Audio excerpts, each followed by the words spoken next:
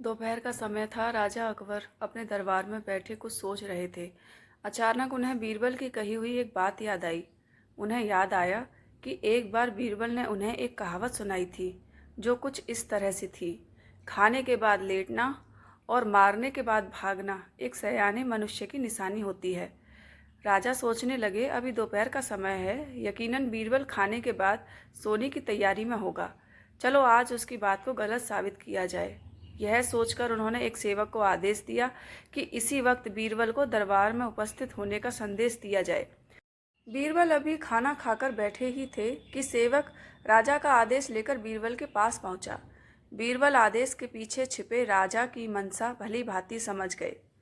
उन्होंने सेवक से कहा, तुम थोड़ी देर रुको, मैं कपड़े बदलकर तुम्हारे साथ ही चलता हूँ।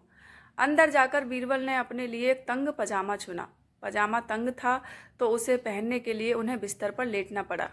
पजामे को पहनने का बहाना कर वे थोड़ी देर बिस्तर पर ही लेटे रहे और फिर सेवक के साथ दरबार की ओर चल दिए। दरबार में राजा बीरबल की ही राह देख रहे थे। उनके वहां पहुंचते ही राजा ने पूछा, क्यों बीरबल, आज खाने के बाद लेटे थे या नहीं? बीरबल ने जवाब दिया, जी महाराज, जरूर लेटा था। यह सुनकर राजा को बहुत गुस्सा आया। उन्होंने बीरबल से पूछा, इसका मतलब यह है कि तुमने मेरे आदेश का असम्मान किया? तुम उसी समय मेरे सामने क्यों उपस्थित नहीं हुए?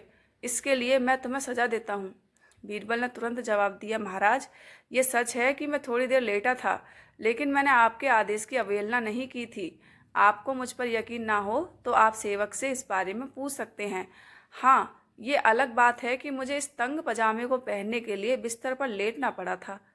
बीरबल की इस बात को सुनकर अकबर हंसे बिना रह न सके और उन्होंने बीरबल को दरबार से जाने दिया।